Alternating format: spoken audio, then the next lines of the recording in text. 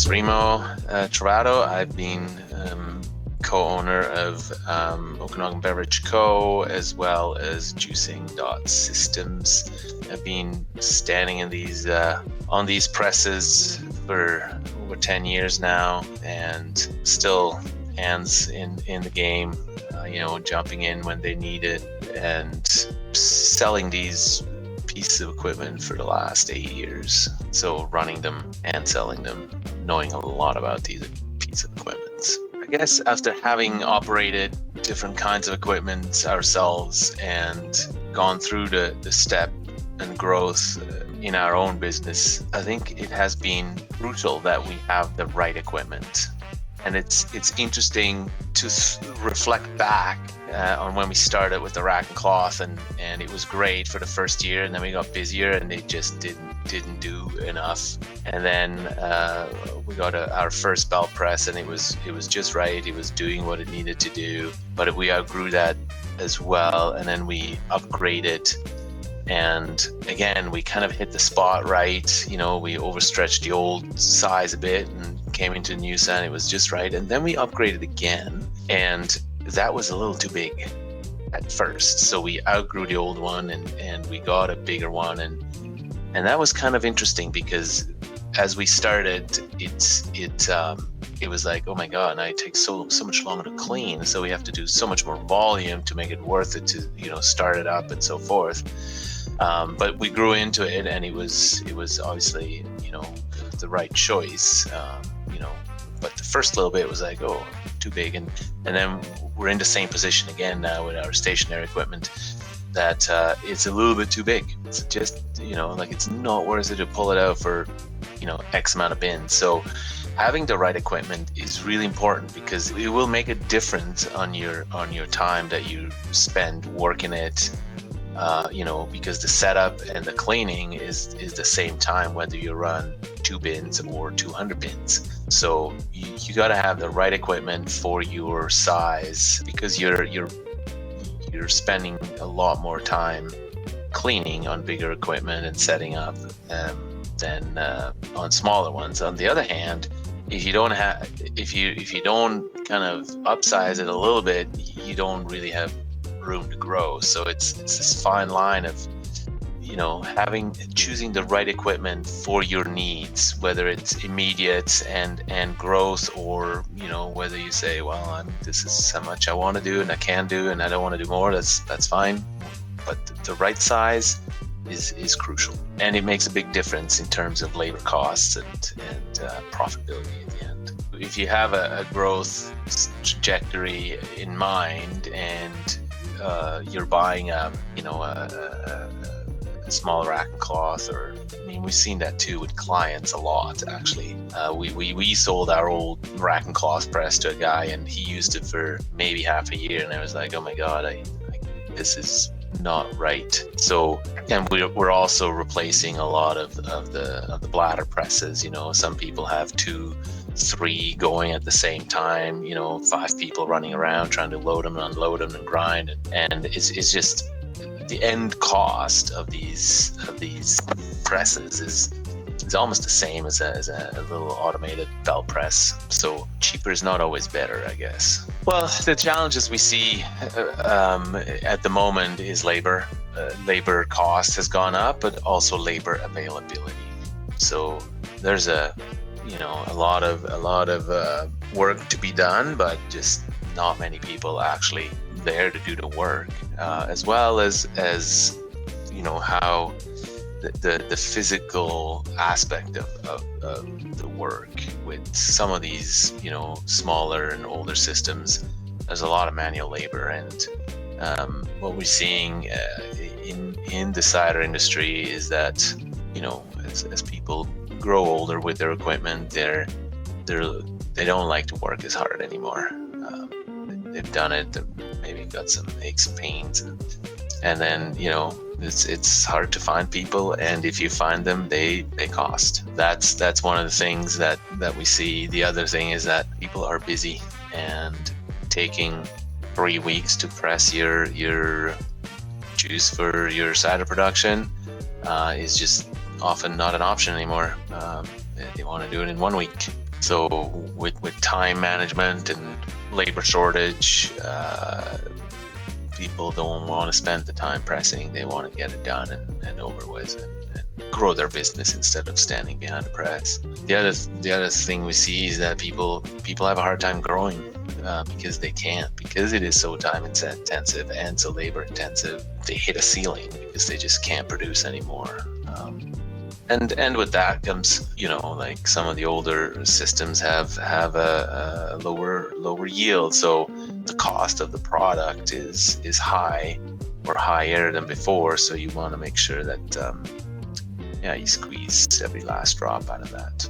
So these are kind of the challenges we see, and so our equipment that we use ourselves here has made a huge difference in growth. And we started in a little dinky trailer, sleeping in the orchards, and have gone to 100 plus bins a day operation. So it's been interesting. So just exploring the basic product is basically a hand grinder and a little wooden basket press with a little crank on the top that you physically move and press down. That's really the basic setup. The next step would be a rack and cloth, where you fill cloth and you fold them over, you put racks in between, and then you have a hydraulic press that actually pushes down or up to press the mash together and squeeze some juice out of it. In that labor intensity is also the bladder presses. You fill up a basket, and instead of squeezing down, the bladder expands. You fill it with water and presses the juice out. Those are the kind of the least costly pieces of equipment, but they often entail manual grinding and moving ground from bucket to press and or pump, manually filling that press up with pomace.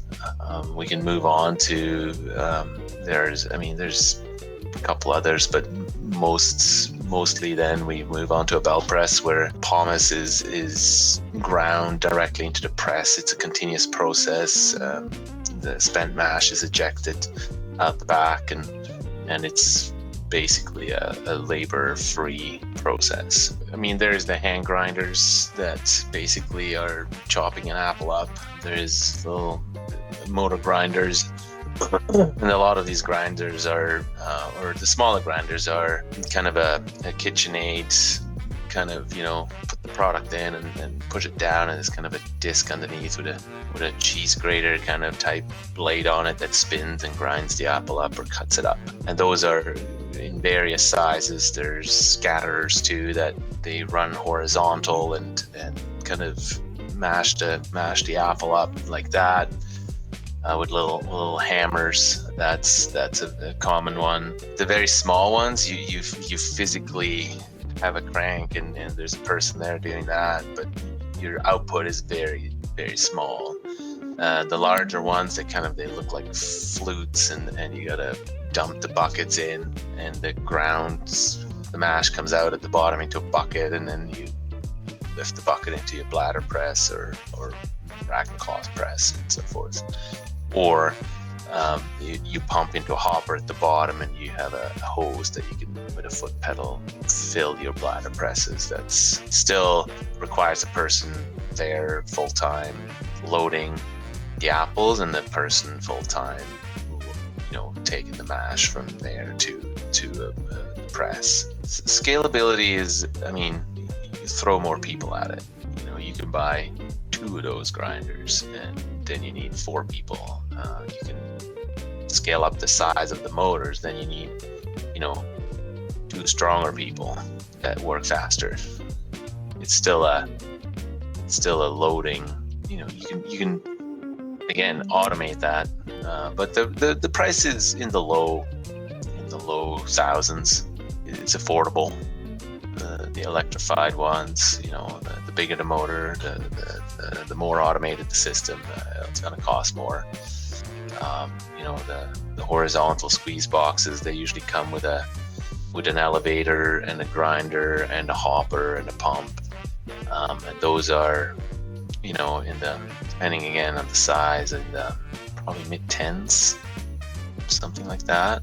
And then scale up, costs go up. Then the ones that we use they have a wash bath integrated. They can have a bubbler, jacuzzi type, a wash pump water pump that pushes the apples towards the elevators, and a mill that drops direct. It's high enough that it can drop directly into the press. And those go again from the low tens to a really big system is a lot of money, $50,000, $60,000, $70,000. But then you do 10 tons an hour or more. That's the elevators and the grinders. So, it depends. If you're doing 1,000 gallons or, 4,000, 5,000 liters in a year, a rack and cloth setup is probably enough. You're not doing this full time. You're not making a living at it. You do it in the evenings or weekends. That's great. If you're starting to get into commercial and you want to go commercial, then the break point where it starts to make sense in terms of labor and finances and yield savings and labor savings and time savings and all of that, it's around the 30 to 40,000 liters, so 8 to 10,000 gallons production per year. We see that making sense if you finance a system and your cost of financing is actually less money than your helper's time to produce that quantity. And as you scale up, it's even easier to do that math, and we can do that ROI on equipment all day, every day, around 30 to 40,000 liters, 8 to 10,000 gallons any day. We have clients that use them and pump into a rack and cloth press. You need a hopper, you need a pump. At that scale, again, if you're doing smaller amounts, putting your bucket in there and mash into you're doing 5,000 liters, 1,000 gallons a year, that's probably enough. It's going to be a few weekends, 2-3 weekends with a couple of friends and have a few ciders. Kumbaya, it's great. If you are in the 8 to 10,000 gallons, 30 to 40,000 liters, grinding and automating that process makes sense. The other thing about it is, like that transfer from grinder, even if you have it automated in with a pump, and a hopper. So you ground in the hopper, there's a pump, you can pump it out. For example, if you have really dry cider apples that, high in tannin and pulls your mouth together, and, you're going to have a really hard time pumping that. And then we see that in the cold press markets, where turmeric and ginger, try to grind that into a pump and then pump it out of that pump through a hose, and it's extremely hard to pump. So that's the benefit of having that grinder in that press, is grind directly into the press, and you don't have to transfer anything. It just feeds it in. If it feeds it too hard, the elevator stops, and you don't have to monitor. It just runs.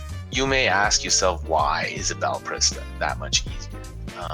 So the way the press works, and the bigger the press, the more automated we can make this, especially the elevated grinder. We basically dump the apples either into a bunker, over a sorting conveyor, brush cleaner, into a water bath, and then up an elevator. And then it gets ground, and it gets ground directly into a hopper on top of the press. So there's no intermediary pump or anything like that. And then it gets squeezed out between rollers and the belt, or over rollers with a double belt press. And then it gets ejected out the end into a bin or a conveyor that takes it out into a dumpster. And the belt itself, especially with deteriorated apple, it clogs up. But on the belt press, there's a belt washer that continuously washes the belt with a high pressure washer. So there is a water use, and you can turn that washer on and off as you see fit. If you run really good apples, it needs to run 20% of the time. If you have deteriorated apples, just like your rack and cloth or your bladder press, it gets caked onto that fabric. You gotta wash the cloth. You gotta change the cloth on a horizontal press. A lot of people have like 3 sets of cloths because they need to change it. They get so clogged up with the peg end over the day, where in this belt press situation, it just washes it constantly, and it's totally labor free. And the belt comes around and presses again and gets washed and so forth. So your work is sorting if you care, and if not, if you have a small system with a bin dumper, you just dump the bin and we sort in the wash basin. You push the apples up and watch them go up the elevator and ground the press and eject, and you change the bin out once it's full with mash, and you bring a new bin in and tip it again to feed the press, and open the lid and apples go in, and close the lid and watch them go up, and sure the bath is full, and it's a very, very easy process. Here's a good reason to talk to us about these presses. As mentioned before, we run this equipment ourselves. I mean, look at me. Got my rubber boots on. I'm doing this little nice interview in my dirty pants because I was just on the floor helping out. So it's not just a brochure. We know these presses intimate. I've taken them apart completely and put them back together. I can video support you over the phone. We can video support you over the phone. Our technicians all work on our own line. Even our sales guy, Nathan, he can help. He helps out. Sometimes he gets the calls. Hey, sure, we can help you out. So, and video support through WhatsApp is amazing. It's like we're there almost. So we can guide you and walk you through the issues that may arise, and they're machines, so they happen. You got a flat tire sometimes, so it's just part of the game. And all our machines have a 1-year warranty, except on wear parts, belts, impellers, that kind of stuff. And we're here to help. We're here 8 a.m. to 4 or 5 p.m. every day, even on weekends. People that have bought presses for me and I've gone set up, they have my number. They can call me. If I have the time, I will pick it up and do that. Well, the small bladder press of 40 liter and 80 liter, it does exactly that. I mean, you load it, press it.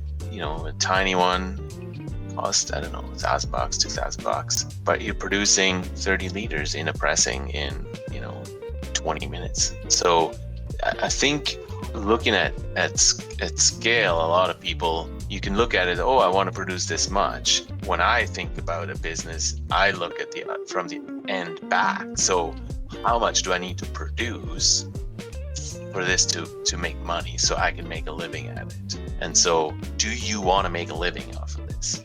This client of ours, she was making 5,000 liters, and then she was making 10,000 liters, and then she was making 20,000 liters, and she had a rack and cloth press, and she has 20,000 liters. Now she's like, oh my god, this is so time intensive. But 20,000 liters make 40,000 bottles, $8 a bottle. That's what, $320,000 minus your input cost, your blah blah blah. You can start making a living, right? But how hard is it to create that juice at that stage? And she was putting 5 bins a day through this rack and cloth press that yields her 1,200 liters. She had to do that like 20 times or 17 or 15 times or whatever, right? So 15 days, long days that she had to go through this process of pressing and pressing and pressing and pressing, invite friends and they're good to come for the first year. It's like, yeah, I'm gonna help you make your cider. Yay, great. The second year, like, oh gee, it's kind of hard work, and we gotta do what? Want us there 5 times? Oh my goodness, now it's work. And then she has to hire people. Now she has to, the next time she presses, it's gonna be 10 days. Now nobody does that for fun anymore, right? So now you have to hire people. So this is where the ROI comes in. This is where you can say, okay, I need 5 people to press my 20,000 liters of juice for 15 days at, just taking a round number, $20 an hour Canadian, which is $15 US or whatever. You pay 3 people, say 45, say $50 an hour, 10-hour days, that's $500. And you do that 15 times, that's $7,500. And you spend now 15 days doing that. Well, with $7,500, you finance your equipment, and you spend, she does 20 bins a day by herself. Do the math. Like now it's a no-brainer if you have the capacity, right? And with a bladder press, or even a big bladder press, it's labor. It's very intense. And at some point in your growth steps, you come to that point where you're like, gee, I physically, even financially, and time-wise, what is your time worth? You're spending it pressing when you can spending it selling or optimizing other aspects of your business. So that's why we kind of say like 8 to 10,000 gallons, so 30 to 40,000 liters. That's when it starts making sense to get an automated system. And we replace rack and cloth presses, we replace bladder presses, and often 2 bladder presses or 3 bladder presses they were running at a time just to keep up with demand, with multiple people running these things. And we replace that with our smallest machine, where 1 person can do the same amount. And then also with the horizontal squeeze boxes, there's different makes of them, and we replace them because they're time and labor intensive. And we have clients that are like, I'm getting older, I'm just too hard work, I can't do this. And they change, and away you go. And the interesting part is that price-wise, capacity-wise, once you're at that scale, bladder presses, maybe those big wine presses will do, but usually it's a horizontal press that can do output similar to what our systems can, but price per price. So their system, the price is about, and if you take that price and you translate it into one of our presses, our output is usually 50 to 100% higher in terms of output. A 6-slot rack and claw or horizontal squeeze boxes, I don't know, 120 liters an hour, maybe 200, maybe 250 if you have a really skilled fast worker. Our smallest press costs the same amount of money as 2 to 3 orchard 20 bushel bins or 800-pound bins in an hour, and we're getting 220 to 230 liters, so 60 gallons, 59 gallons per bin, 2 to 3. With good apples more, with deteriorated apples less, but the same issue with the other presses. Bad apples are slower to press. Everybody knows that. So that's where you can kind of make your comparison. What should I buy? Does it make sense to buy a system that costs the same and produces half as much and is more labor intensive versus a system that, because it's not as labor intensive, you can work it longer. So the pain of growing or outgrowing it is actually not as big. So that's another aspect of it, right? Where you can say, well, I need to produce more juice. Well, with a horizontal squeeze box, we gotta put in this labor work, and we have to put in more physical labor. Where with a bell press system, you're basically just running a bit longer. You have a bin tipper, you just goes in and push the apples up, and they're pressed and eject in the back. Well, now I can stretch myself a bit. Even if I have outgrown it, it's not as painful to work a bit more, a bit longer to upgrade to the next bigger system because it's relatively labor unintensive. It's a great question. Like, how big is too big? Interesting. We had clients that, they came to us and they said, I need a 750. I mean, you can do up to 10 bins an hour. And the reason they came with us and bought one of those systems because it cost the same as the upgrade they would have gone with the horizontal squeeze press, which did 50% less, or we do 50% more output with less labor. And that's why they bought that system, because that system cost that much, and said, well, actually our system was cheaper. The elevated grinder and press was cheaper than the elevated grinder and press on the horizontal by at least 20%, and it had more output and it's less labor intensive. So that's one way of looking at it, and saying this is how much it costs, or this is how much I can spend, and then we present the system. The other way of doing it is like, oh, this is usually the step from bladder or bracket cloth or horizontal squeeze box to our system, usually bladder press and rack and cloth is quite a big step.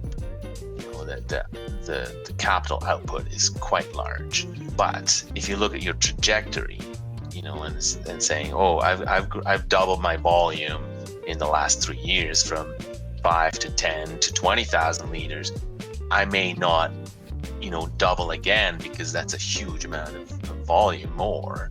But in the next 3 years, I will get to 40,000 liters. It's a no-brainer. I can give you that ROI on even on financing all day, every day, very easily. Will you reach your 30 to 40,000 liter? That's kind of the breaking point. That's where, when we do all our ROI calculations, that's where we kind of land with it making sense. So it's actually, do you see yourself in 3 years getting there? Maybe you wait another year, and then maybe you're not ready next year, but you're very close to it, and you know that in the third year, in 3 years time, you're there. Then it makes sense, because you can grow into that, and you do less production time. Maybe you can grow your business faster because you can now produce so much quicker and easier. But to say exactly when the time is, it's hard. The motivation of upgrading to a belt press is very varied. It's the physical labor, like it's just too hard. The other way is time, it's growth, and then cost of labor. At that scale, at the 20,000 liters, you may not be quite ready, but you now need an army of people to produce that juice. And again, depending on your previous system that you're existing. If some have it dialed and they do really, really quick and easy with a large rack and cloth press, and they say, oh, I have a good grinder, I have a good pump, I can produce 5,000 liters in a day easy, and I press 8 times a year, and that's good enough. All the power to you. That's great. That's awesome. But others say, you know what? I'm using 2 bladder presses and I'm running off my feet, and I'm producing about 40,000 liters. Well, now we have a case to make, right? What if you bought one that said, you know what? I'm not really sure. I don't want to spend $100,000. I want to spend 50, and I want to get into the smallest one. And if I like it, I can always upgrade. Which is, we highly encourage that, because the market for used belt press is dry. Like there's not a lot of used belt presses out there, and if one comes on the market, it's snapped up like really, really easily.